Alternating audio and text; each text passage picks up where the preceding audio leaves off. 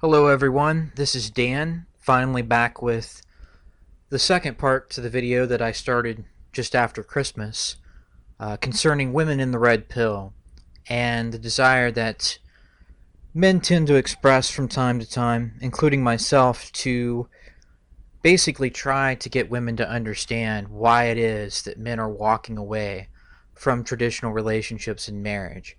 So in part one, the first video that I did on this, I discussed why women today have no reason to want to take the red pill, essentially.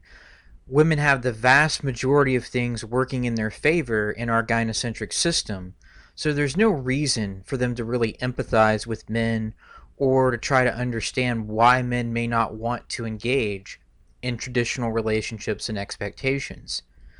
In this video, I discussed the more likely or the most likely series of events that will be necessary to get women to accept the red pill man's perspective on these kinds of issues.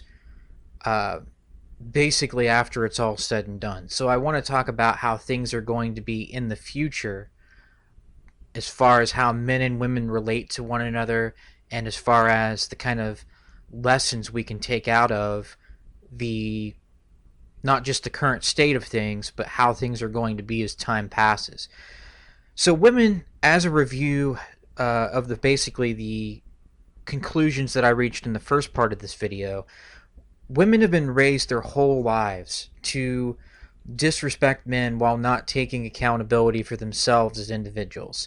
In the vast majority of cases, they have been indoctrinated to believe that they live in a patriarchy, that only men do bad things, and a woman's word should be taken over anything said by a man. You know, any accusation or any comment that a woman makes about a man or about men in general should be taken as fact. And if that ruins the man's life, that's okay. If the evidence is on the man's side, in some cases it doesn't matter. The woman's word is still going to be taken over a man's word if everything else is equal, and it's just a matter of who you're going to believe. Most people will believe women. And women have grown up in this kind of environment, and so have men, where, you know, men are considered bad, men are considered liars, men are considered victimizers. Also, along these lines, girls are taught that they're equal to men, yet also special, and that men should meet mutually contradicting expectations for their benefit. Meaning, if a woman wants a guy who can assert himself and be the alpha male, then that's what a woman will say she wants in that context. But in a different situation, she'll say that she wants a man who is loving and who is in touch with his emotions. Or, you know, the term that I've heard women use is, these men aren't emotionally available. You know, even though women don't find men who are emotionally available attractive in the first place. So you have these mutual contradictions from women and society that, you know, you should do for women. You know, you should always put women first, but at the same time, they're equal to you. These kinds of things have led to women being the way they are to a large degree in Western society today. So it's acceptable to view men as utility objects, but objectifying women is sexist. Women can have it all, and whenever something doesn't work out, men are the ones who need to fix it because it's supposed to be their fault to begin with. You know, women are essentially raised in this kind of environment. While not every woman may be indoctrinated into having these views about male-female interactions, this is the overall environment in which women in the West are brought up today. They're told that you can have the spoiled child's mentality, that you never have to take accountability the way that a man does, but you deserve the same pay for unequal work, or you deserve to be treated special, yet you can do anything that a man can do and you're equal to him at the same time. So women are fed these contradicting, uh, basically fantasy ideas about themselves from the time that they're little, from the time that they can learn to process information. Now, some men in the manosphere express the idea that women will be forced to accept the red pill once society collapses. These men usually say something along the lines that women will pay the ultimate price for their tyranny against men, that they'll get a rude awakening when all the support that they've enjoyed from our gynocentric system, from feminist ideology dominating the conversation for so long, once this system collapses, men will basically be able to punish women in some way. Women will see how things are really like. They'll have to acknowledge their lack of equality with men and basically beg men to take them back in if they're going to survive in this kind of apocalyptic, um, deteriorated environment where all the things that supported women up to this point and have made women look like they are equal to men by offering them government jobs or have treated women with double standards based on whatever their benefit in a certain situation was. All of these institutions, all of these processes, all these aspects of the system will be gone. And so women are really going to have a rude awakening about the differences between their nature and men and what men have to offer. All of the years of blatant double standards and misandry toward men will come back to bite them in the ass. Again, this is along the lines of men who are making this argument that women are going to be the ones that pay the most, or they're going to be the ones that really suffer once the structures that we have in place no longer exist. In many ways, however, I don't think this is going to be what happens, and that's a big part of what this video is going to be about. I think that even in these situations, women are really not going to change a whole lot. So, when society collapses, men will still be the ones expected to fight and eventually rebuild civilization. Everyone is going to suffer, basically, and only the strongest men will have anything close to a high quality of life, because it's going to be a might makes right, take what you can take by force kind of scenario, and it won't be good for most people, men and women. Those men who remain will likely have to struggle against harsh conditions and underhanded tactics if they want to survive this kind of radically changed environment. And no one is going to have the individual man's back while he attempts to secure the basic needs for survival. Women, by and large, will not be able to survive on their own in this kind of environment. Just like women needed men throughout most of history before we got to this point where our standard of living and our technology was so high that women could actually do things other than stay at home and be protected by the man. Women now are going to have to readjust to an environment where they are not physically and mentally and emotionally able to just take care of themselves. There may be a few women who are able to do that, but I think they're going to be very few and far between. Just like when you look at things like the Marine standard, who can be a Navy SEAL or who can do all these different things in the military, very few women can cut it. And I think very few women will be able to survive in this kind of environment when we don't have protections of life and we don't have the human rights that we have now. And it's just basically, again, it's a matter of might makes right, and whoever can take power will do so. So relatively intelligent women will realize the changes in these dynamics. Relatively intelligent women will realize that they have to latch on to a man if they want to survive, particularly a man who has enough alpha qualities or has enough survival skills and enough intelligence to be able to do well for himself and get by. It's all going to be relative in the sense that doing well for yourself is going to mean just being able to have some sort of safety factor, to be able to provide some sort of semi-stable environment for a woman or however many women the guy may want to deal with, if any women at all, and for potentially having children, because people will still be to some extent having children in these situations. So the more intelligent women are going to seek these men out, probably. But this won't change how women perceive men generally.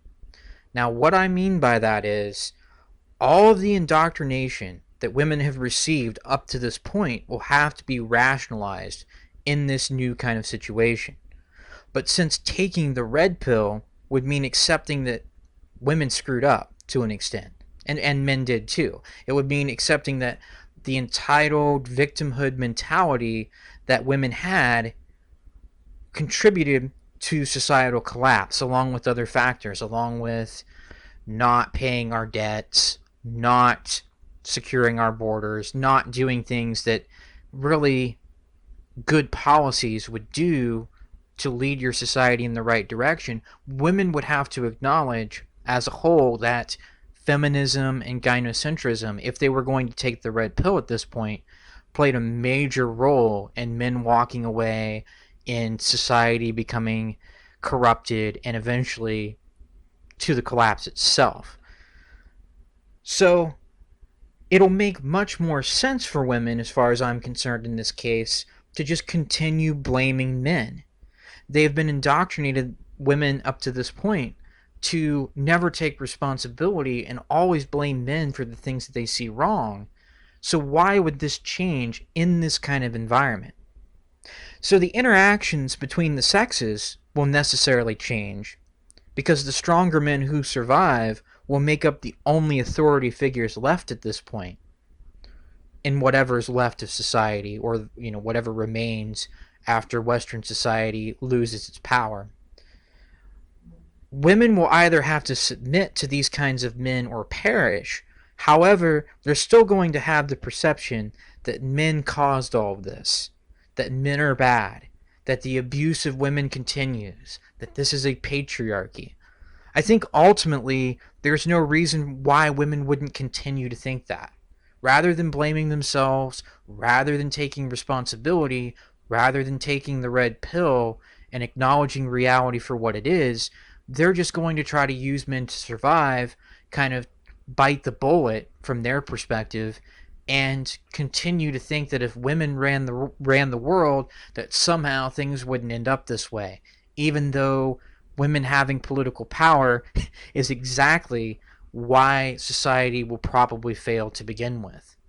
Women are not going to get it at this point, and I don't think they're going to learn any sort of lesson based on society itself collapsing. They'll just continue to blame men.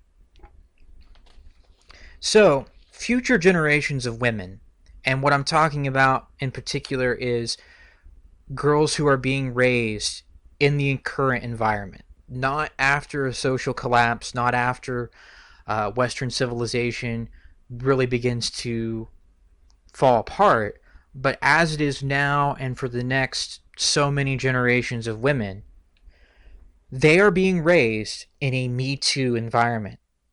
They are being taught that everything is rape if a woman decides that she's going to use a sexual encounter as a way to attack a man, whether it was consensual at the time or not.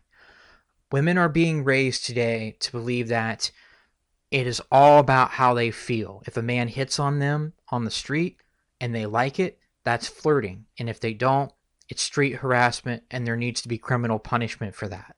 So girls who grew up in the millennial generation already make up, in my opinion, the most entitled, narcissistic, and socially privileged women in modern history, probably since like Roman times, during the end of the Roman Empire, when things became really corrupt in Italy, in Rome. Basically, millennials already, especially millennial women, are already so indoctrinated into feminism, other SJW causes, and just believing that the world centers around them. And again, that they never have to take responsibility. It's all about how they feel, and they deserve to have it all.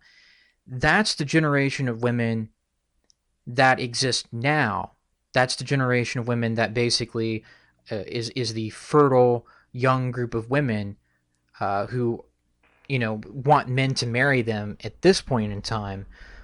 But how do you think future generations are going to be in the next 10 or 20 years when girls are raised by being told that they can make an allegation against a man and ruin his life, and that they have the right to do that, whether it's true or not? They're told that everything is about them being victims, that men do all these horrible things, basically.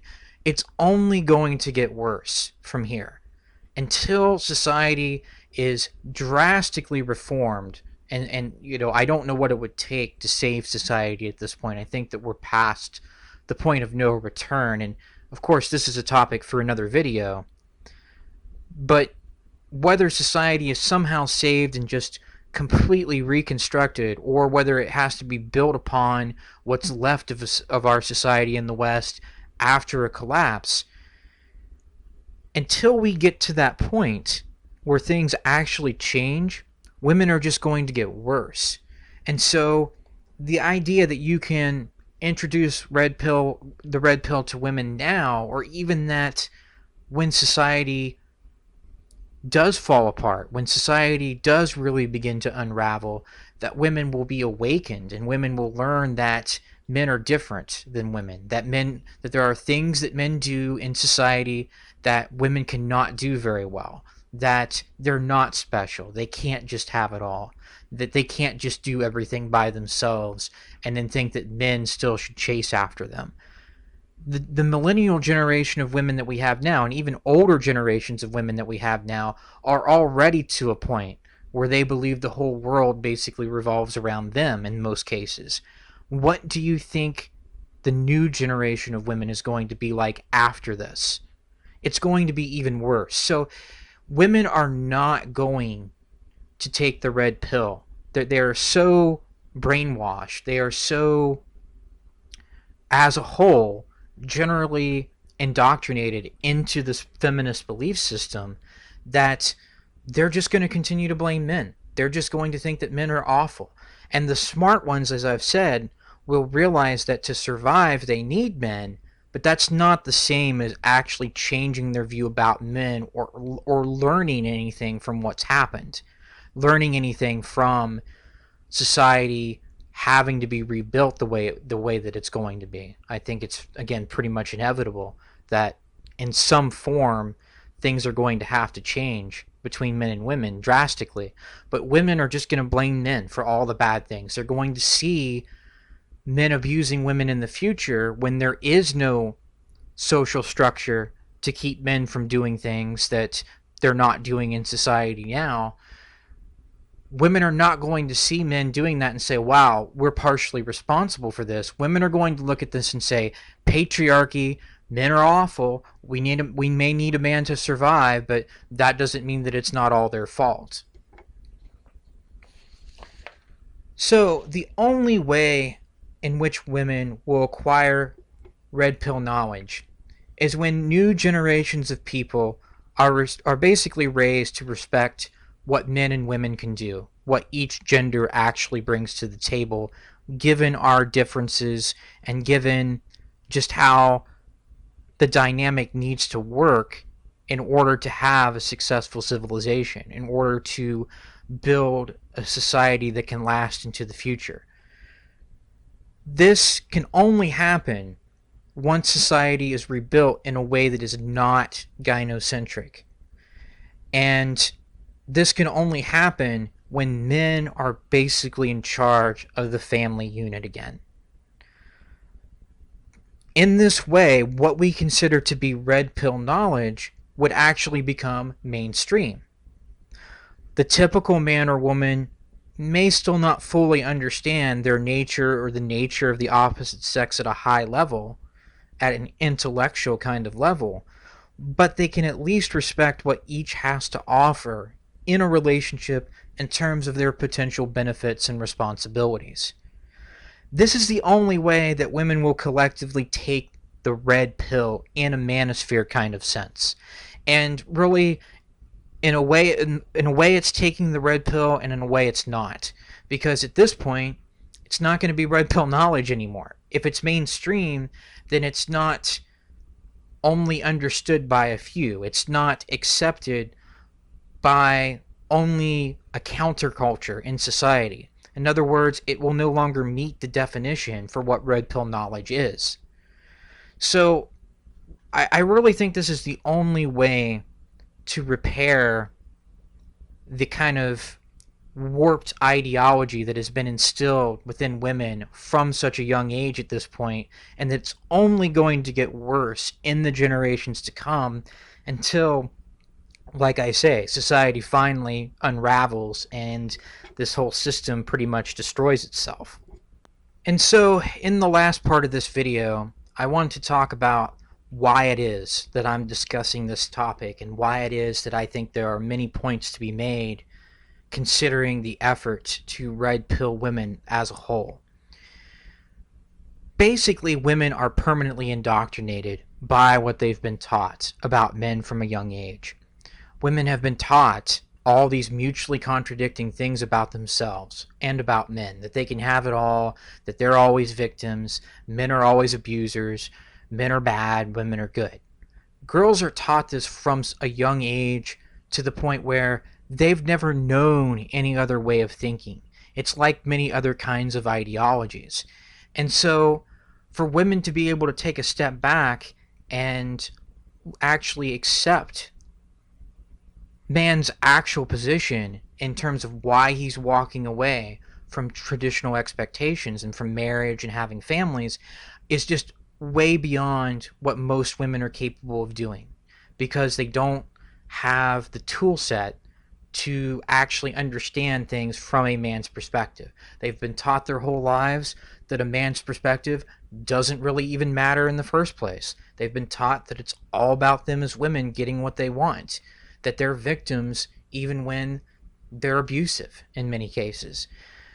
Along with this, society says that you don't need to empathize with men. Like I say, there's no reason, according to what girls are taught, that to really consider what it is that men are trying to get out of a relationship. It's just owed to them, and they have no reason to want to consider the legitimate reasons that men may have for not taking part in their own exploitation, in a system that doesn't really reward them at all for doing the so-called right thing to women and to families. And so men are walking away, but women have no incentive to see this. They have no incentive to acknowledge where men are in society, because it would require them to acknowledge that they're not a victim.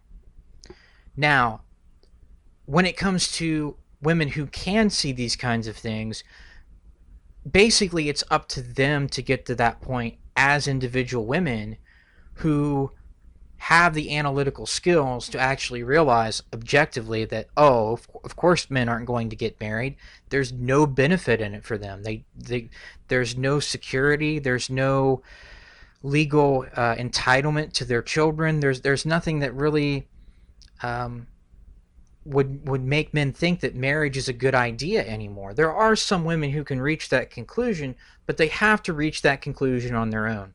So again, my main motivation for making these last two videos is to say that trying to get women to understand a man's position is so impossible because of the way women think, because of the way our society is structured, and mostly because of the way women are taught to believe that they're the center of the universe in many cases from the time that they're born.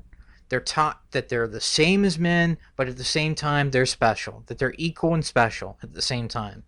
All these kinds of mutually contradicting ideas are instilled in them. And so it's so much better to recognize that this is a waste of time, that women today are basically hopelessly indoctrinated.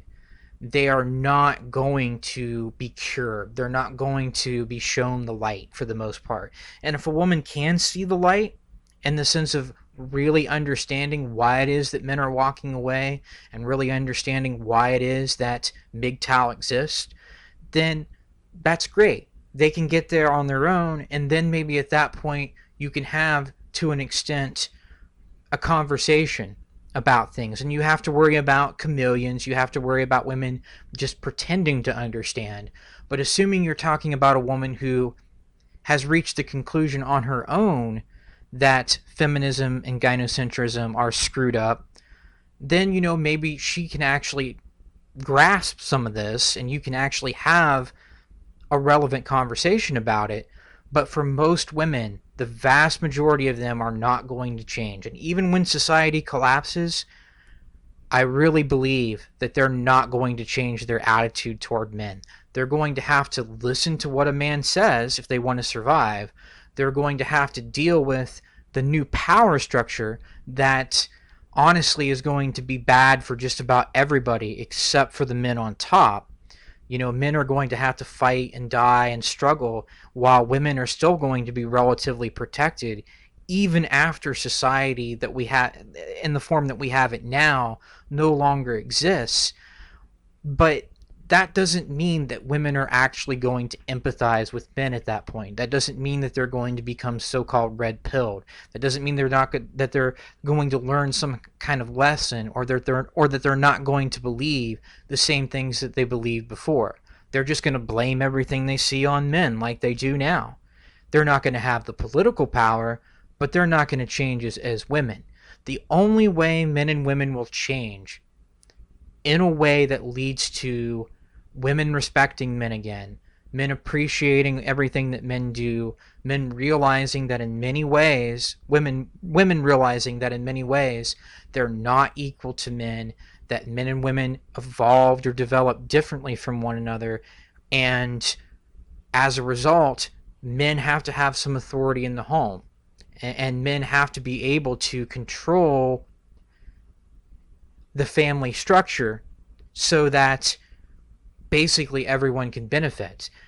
The only way women will be able to reach this sort of conclusion is if a new generation of women is finally raised by strong male authority figures.